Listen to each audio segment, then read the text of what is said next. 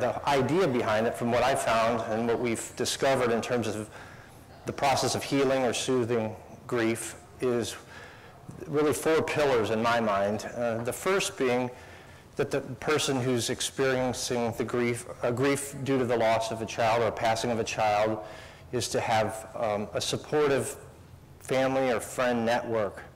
The second one is to be able to meet with and develop friendships and camaraderie and discuss issues with folks who have been through the same thing.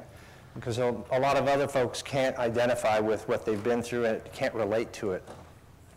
The third thing is to move into a mode of service. I'm not saying necessarily immediately, but it's like serving others tends to heal you too. So if you're able to reach out and do something constructive, that tends to come back around. And then the fourth piece, which really differentiates us from other groups, is the idea of openly discussing evidence for the afterlife and letting people share that and discuss that, because there are other groups similar to ours that don't. They just shut that off completely.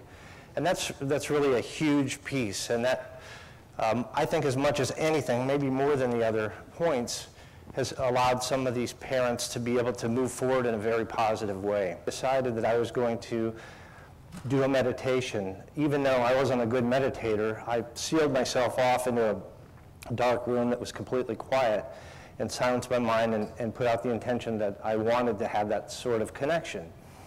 And within a period of time, maybe 10 to 15 minutes, I started feeling something happening. And in my mind, it was kind of like seeing this image float across the inside of the back of my forehead. I saw Brandon's face smiling, and I felt a sense of joy with that. And as it scrolled across, the next thing I saw was a cross with an oval loop at the top. Now, I'd seen those, but I had no idea what it was or what it meant. Afterward, I Googled it to find out that it was an Ankh, which is the oldest cross of humankind, and that the bottom part symbolizes physical life, and the loop at the top symbolizes eternal life. So I felt that was a good validation, because me being a skeptic in a way, or the pragmatist, I needed to see something that I didn't know already, that I had to research, that symbolized the reason for that joy that I saw in my son's face.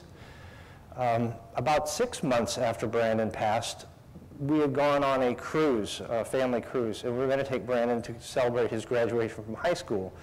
So we took our older son, Stephen, and Brandon's best friend named Stu. And so we went on this trip, and the day that we got back, my wife sat at the foot of our bed. And while she was sitting there, she felt a presence and then saw a shadow figure out of her peripheral vision. I was at the other end of the house, and I came in and kind of disrupted the process, not knowing it was going on. But it lasted for about 30 seconds, and she knew for certain it was him. Well, the really validating, even more validating part of that added on to it was the very next day we got a phone call from a friend named James Linton. And James is a man who's a musician, and he had an in-home studio recording setup. And he played guitar and sang, but he had no bass guitar, and he needed to borrow one, so we loaned him Brandon's bass so he could record a bass track on this song.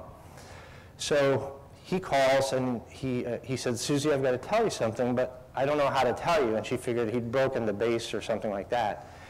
But he described actually something quite different. He said, "Well, I was doing this recording, and while I was doing the recording, I felt a presence in the room with me. And then I saw a shadow figure out of my peripheral vision. And then I saw flashes of white light, and I thought I was hallucinating, so I went and drank some water. And then I took a shower, and I got something to eat." And so he went through all these things, but each time he returned, it felt stronger and stronger. And then finally, he felt it was Brandon as well, and he said, "Brandon, what do you want me to do?" And at that point, he was guided to take this song he was recording and completely redo it. And it's a phenomenal song. Anyone who's interested later, I'll play it for you. It's on my laptop, but it's called The Other Side, or On the Other Side.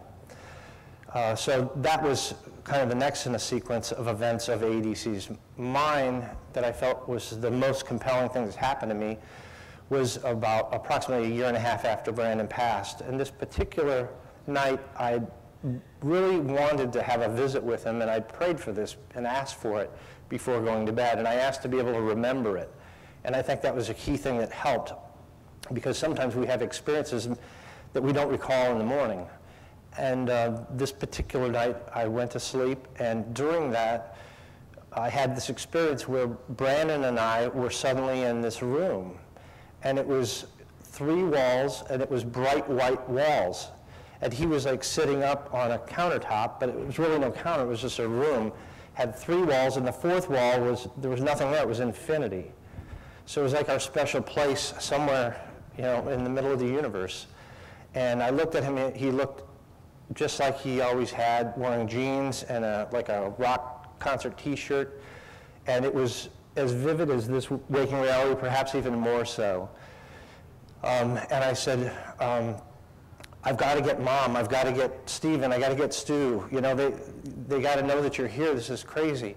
And I said, I've missed you so much since you've died. And his response to me was, I didn't die, my father died. And that response really puzzled me for quite a while. And I told a few people about it. And it was just a couple weeks later, I saw Stu, who was Brandon's best friend, and I was telling him about it, and as I was telling him, it just came to me, the meaning. And I said, Stu, I get it. What he's saying is that he just transitioned, he didn't die, but part of me died inside. But that gave birth to a new part of me, Mark, that was able to move forward and do good work and help other people. Let's see, I was going to tell you another thing that I do periodically. I'll be just sitting and writing or thinking about him, and I'll suddenly feel a presence and kind of a rush of energy that comes through me. And it's joyful, but it actually brings like a tear to my eye. And I know that it's him. And I think not only my son, but my father too, come in while I'm writing. I'm in a creative type mode. And their ideas get mingled in to the work that I'm doing. So I would say if you want to connect with someone who's passed, the ways that it worked for me is, before bedtime, ask for a visitation. And ask to be able to remember it. That's been effective for me and other people that I've known. You can meditate with a focused intention to connect, to think about them, the image of what they look like, and to ask for that connection that way. And sometimes they just happen spontaneously too, like with the case with my wife, where she didn't expect that, and then James Linton the next day had his experience, and it was just totally unexpected. It just happened. Since I wanted to tell you too just a little bit about, I guess, some of the connections that I got through the mediums. Actually, the best reading I had ever was with a woman in Tucson named Tina Powers. And she, at one point, actually took on the mannerisms and speech of my son and talked about someone that I'd worked with.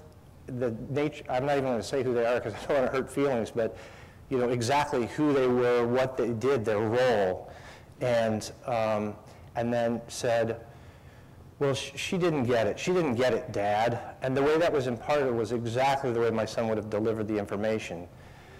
She didn't know who I was coming in because it was actually set up for someone else. Another friend named Lori had made this appointment for herself and said, would you please come down with me? And I did. So I showed up, and Tina didn't expect me. She's like, who is this guy? And within a short period of time, she said, your father did what I do. Did he wear blindfolds? Did he do the blindfold thing? And she went on to say, I'm being taken across the country, and I'm going across the ocean, and I'm in Ireland. Why am I in Ireland? I'm like, well, that's my name. So, and there was just a series of things, but it was very good. Lori Campbell, who you saw, that was I met with in the lab under single-blind conditions, that ended up actually being about 90% accurate. And the 10% that wasn't were things that I really couldn't measure or equate to.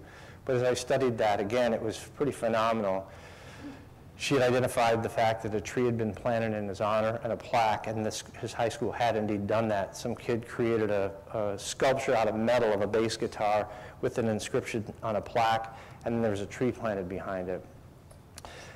And at the time I was developing I was putting together the contents of what became my book, Soul Shift, and she was asked the question, what would the person behind you recognized from Brandon as knowing that it's really him.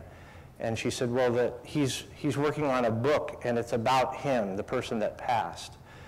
And there was just a series of things. She got the names Linda Shirley. Well, Linda was my aunt, who was my uncle's wife, and Shirley's my mom. It was interesting because by the time of that test, my uncle had passed as well, the uncle who I had referenced here. So just want to share a little bit of that with you.